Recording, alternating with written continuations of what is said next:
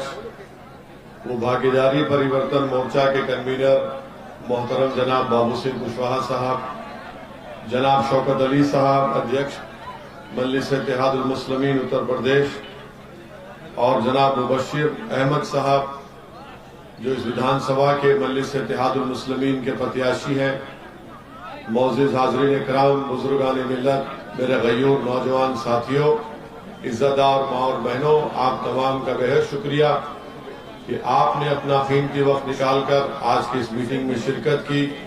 हम आपसे ये गुजारिश, दरख्वास्त और विनती करने आए हैं कि 27 तारीख के दिन आप सुबह के वक्त में ही अपने घर से निकलकर अपने वोट और मतदान का इस्तेमाल करें और पतंग के निशान पर बटन दबाकर आप हिस्सेदारी की लड़ाई में अपना हिस्सा अदा करिए और सियासी शऊर और अपने नेता को बनाने के लिए यहाँ से, इस विधानसभा से आप मजलिस को कामयाब करिए। ये मेरे लिए बड़ी खुशकिस्मती है कि मैं एक ऐसी सरजमीन पर आया हूँ जो हजरत दाता शाह रहमतुल्लाह अलैह की सरजमीन है। ऐसी सरजमीन पर मुझे आने का मौका मिला कि जहाँ पर अंग्रेजी में कुरान का ट्रांसलेशन हजरत अब्दुल माजिद दरियाबादी रहमतुल्लाह अलैह ने किया था।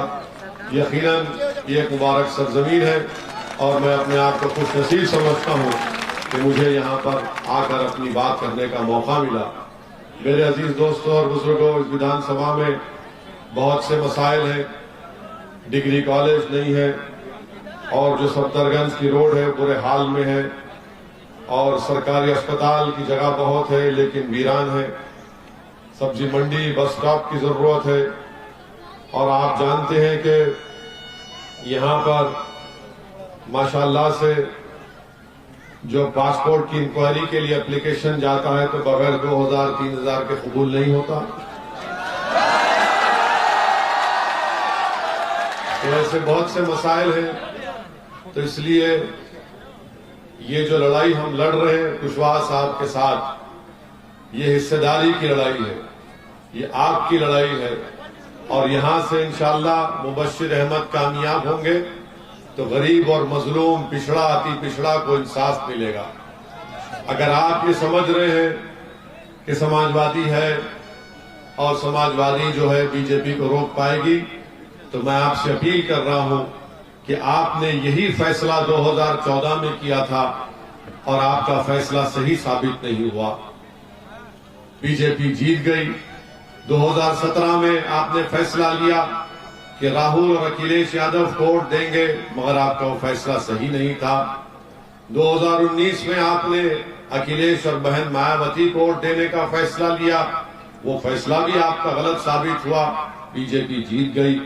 हम आपसे सिर्फ यही अपील करने आए हैं कि आज आपके दरमियान में विकल्प है, एक मुतबादिल है। असदुद्दीन ओवैसी अकेले नहीं खड़ा है, बाबू सिंह कुशवाहा अकेले नहीं खड़े हैं। समाज के, कश्यप समाज के, दलित समाज के 3-4 पार्टीज मिलकर हमने भागीदारी परिवर्तन मोर्चा बनाया है। हम आपसे अपील कर रहे हैं कि अगर आप ये चाहते हैं कि इस विधानसभा से एक ऐसा आदमी कामयाब हो जो आपका विधायक नहीं बल्कि आपका खादिम बनकर रहे, तो मेरी आपसे गुजारिश है कि आप मुबश्शिर साहब को कामयाब करिए। ये बरसों से जनता के दरमियान में रहकर खिदमत करते आए हैं। और दूसरी बात, आप जानते हैं कि फिरका परस्ती अपने उरूज पर है और मैं जानता हूं उन बुजुर्गों को, मगर उन बुजुर्गों से भी अपील कर रहा हूं कि आप इन नौजवानों के जज्बात को समझिए। इन नौजवानों ने 2014 से मॉब लिंचिंग देखी, इखलाक और पीलू खान की मौत को देखा। इन नौजवानों ने ट्रिपल तलाक के कानून को बनते हुए देखा जो गैर कानूनी और गैर अनकॉन्स्टिट्यूशनल था। इन नौजवानों ने CAA के खिलाफ कानून बनता हुआ देखा। इन नौजवानों ने ट्रिपल तलाक का गलत कानून देखा। मगर हम आपसे अपील कर रहे हैं कि नौजवानों के जज्बात को समझो। और जो लोग ये कहते हैं कि मजलिस इत्तेहादुल मुस्लिमीन जज्बाती नौजवानों की जमात है, तो मैं उनसे कह रहा हूं कि अगर कोई नाइंसाफी को देखेगा और उसका दिल नहीं तड़पेगा या अगर वो जज्बात में नहीं आएगा तो क्या वो जिंदगी का सबूत है? अगर वो अपने आंखों से किसी पर जुल्म होता देखेगा और उसकी आंख में आंसू नहीं आएंगे, तो आंख में आंसू आना वो जज्बात की निशानी है, वो जिंदगी की निशानी। अगर कान से किसी की तकलीफ सुनते हैं और आपका दिल और जिस्म हरकत नहीं करता तो जिंदगी की मिसाल नहीं है, उसको मुर्दा कहते हैं। तो मैं सलाम करता हूं नौजवानों को जो जज्बाती है, मगर उन नौजवानों से भी कह रहा हूं कि अपने जज्बात को संविधान के दायरे में रखकर अपने जज्बात को, अपनी मंजिल को पाना। और इसीलिए मजलिस आपसे कहती है, भागीदारी परिवर्तन मोर्चा आपसे कह रही है कि आप मजलिस के प्रत्याशी को, उम्मीदवार को कामयाब करिए। समाजवादी पार्टी के ताल्लुक से, बसपा के ताल्लुक से, कांग्रेस के ताल्लुक से आपने जितने भी फैसले लिए, आपको क्या फायदा हुआ? आपको कोई फायदा नहीं हुआ। मेरे पास वक्त नहीं है, सिर्फ इतना आपको कह रहा हूं कि जो समाजवादी के लोग, बसपा के लोग, जो मुस्लिम अल्पसंख्यक समाज के इलाकों में आकर खौम खौम खौम की बातें करते हैं, आप उनसे पूछो कि एक दीवाना आया था यहाँ पर, एक दीवाना आकर हमको ये बताया कि उत्तर प्रदेश में एक मुस्लिम अल्पसंख्यक समाज घर में सिर्फ 7 रुपये खर्च होते हैं, और उत्तर प्रदेश से बाहर अगर हैदराबाद हो या मुंबई हो या दिल्ली हो, वहां पर 10 रुपये खर्च होते हैं। उत्तर प्रदेश में 10 में से 7 बच्चे पढ़ना लिखना नहीं जानते, हिसाब किताब मुस्लिम घरानों के। इसका जिम्मेदार कौन है? उत्तर प्रदेश में सिर्फ 3% बच्चे ग्रेजुएट होते हैं, इसका जिम्मेदार कौन है? आपको मालूम मेरे भाई, जिंदगी में भी इंसाफ नहीं मिलता है, तो जब मौत आती है तो हमारे पास आंकड़े हैं, हमने स्टडी कराई माहिरीन से, जो फॉरवर्ड कास्ट के लोग हैं उनके बनिस्बत मुस्लिम अल्पसंख्यक समाज के लोग 6 साल पहले मर जाते हैं, 6 साल पहले उनकी मौत हो जाती। ये सच्चाई को जब हम बयान करते हैं तो सब हम पर उंगलियां उठाते हैं, सब हम पर उंगलियां उठाते हैं। हमारी लड़ाई तो यही है कि हमारे बच्चों को शिक्षा मिले, गरीबी का खात्मा हो, रोजगार मिले। ये लड़ाई आसमान से तारे तोड़कर लाने की तो बात मैं और कुशवाहा साहब नहीं कर रहे हैं। भारत के संविधान में आपको गारंटी दिया गया है कि लो ये, मगर किसको दिया जाएगा? रोने वालों को नहीं मिलेगा, भीख मांगने वालों को नहीं मिलेगा, लड़ने वालों को मिलेगा। अगर आप जिद्दोजहद करेंगे तो यकीनन आपको अपनी मंजिल मिलेगी। और हम यहां पर सिर्फ अपने लिए नहीं आए, अल्लाह हमारी नीयत को जानता है। हम अपने तारीफ में नारे आपसे, आपकी जबान से सुनने को नहीं आए ताकि हमारी अना को, हमारे दिल को ठंडक पहुंचे। हमारे दिल को ठंडक उस वक्त पहुंचेगी जब यहां से आप मुबश्शिर को कामयाब करके अपना विधायक बनाएंगे इंशाअल्लाह। हमारा मकसद तो यही है कि इंसाफ की लड़ाई, मजलिस की लड़ाई। मेरे अजीज दोस्तों और बुजुर्गों, हम आपसे अपील करने आए हैं कि 27 तारीख के दिन आप अपना एक वोट पतंग के निशान पर बटन दबाइए। भारत के प्रधानमंत्री आजकल अचानक बड़ी मोहब्बत हो गई उनको मुस्लिम महिलाओं से।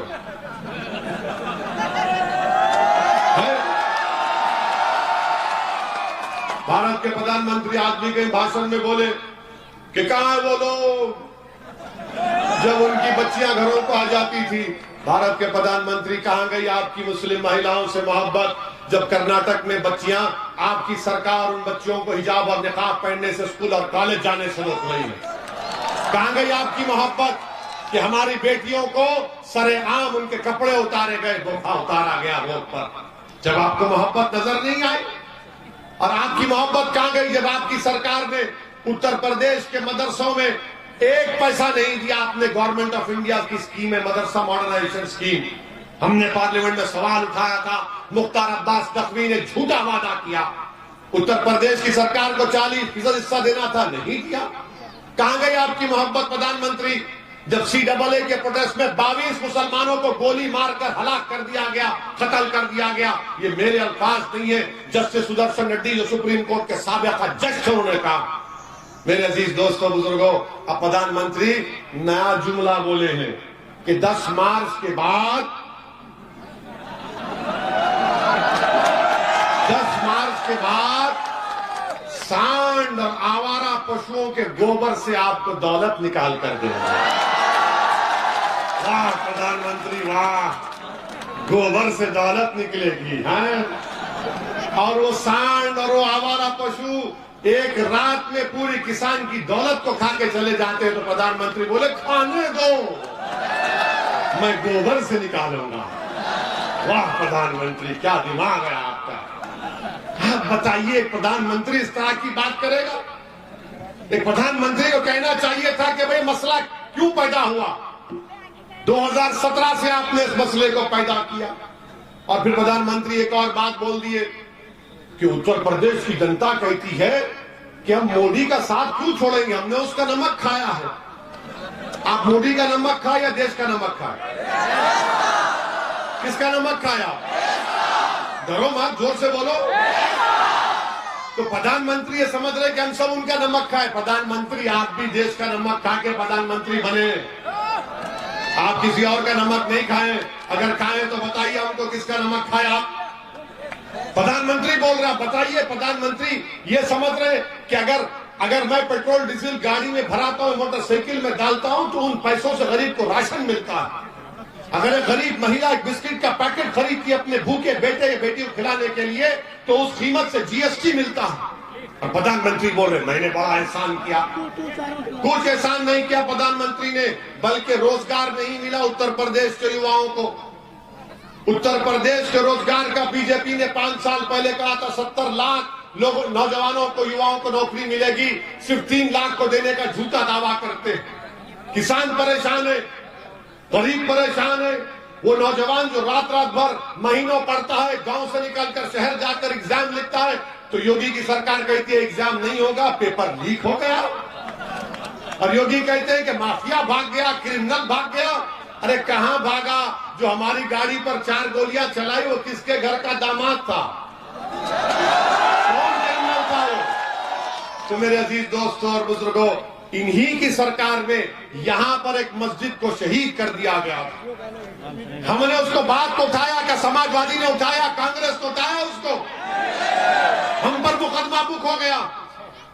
हम तैयार हैं जेल को जाने के लिए, हम तो बात के लिए भी तैयार हैं, मगर सच्ची बात करना, गरीबों को उनका हक दिलाना, ये हमारी लड़ाई थी, है और रहेगी इंशाअल्लाह।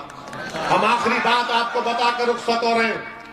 आज से 65 साल पहले हमारे बुजुर्गों ने सरजमीन दक्कन हैदराबाद में मजलिस इत्तेहादुल मुस्लिमीन को शुरू किया था।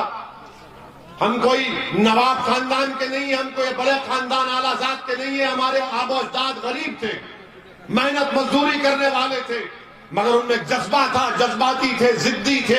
उनको अपनी मंजिल ये नजर आई कि भारत के संविधान में हम सियासत में हिस्सा लेंगे, हम नेताओं को बनाएंगे, सियासी ताकत हासिल करेंगे और अपने बच्चे और बच्चियों को पढ़ाने के लिए कॉलेजेस बनाएंगे, मेडिकल कॉलेज बनाएंगे, अस्पताल बनाएंगे। हमने काम किया। आज हम पर इल्जाम लगाने वाले लगाते हैं कि मजलिस ओवैसी के भाषण में जज्बाती नौजवान आते 65 साल पहले भी ऐसी गालियां दी गई थी, मगर आज तारीख गवाह है कि उन्हीं जज्बाती लोगों ने, उन्हीं गरीबों ने, रिक्शा वालों ने आज मजलिस को मुकाम अता किया कि एक दीवाना हैदराबाद से आकर आपके दरमियान में खड़े होकर अपनी बात की बात कर रहे हैं। तो ये लड़ाई आपकी है। हम कुशवाहा साहब मिल चुके हैं, आपको हिस्सा दिलाने के लिए हम आपसे अपील कर रहे हैं कि 27 तारीख के दिन आप लोग एक एक वोट को पतंग के निशान पर बटन दबाइए। क्या आप सपा से डरेंगे? क्या आप योगी, मोदी, बीजेपी, बसपा से डरेंगे? और अगर इंसान है, डर होता है बाज़ वक्त, तो जब डर होता है तो उस बच्ची को याद रखो जिसको 25 हैवानों ने घेर लिया था, जिसके सर पर हिजाब था, उसको घेर लिया तो उस बच्ची ने कहा कि जब मुझे डर होता है मैं क्या नारा लगाती हूँ? नारा लगाओ, वो जबान पर लाओ उस कलमे को, उस जुमले को, और हिम्मत कर अपने हौसले को बुलंद रखो। और याद रखो ये लड़ाई आपकी है। ये प्रत्याशी जरूर है, मगर आप तमाम मजलिस के प्रत्याशी हैं, क्योंकि आपका मुस्तकबिल है। आपको अपनी लड़ाई को आगे लेकर जाना है, ये आपको अपना नेता बनाना है। यही चंद बात हम आपसे कहकर रुखसत होते हैं। शुक्रिया, अस्सलाम वालेकुम।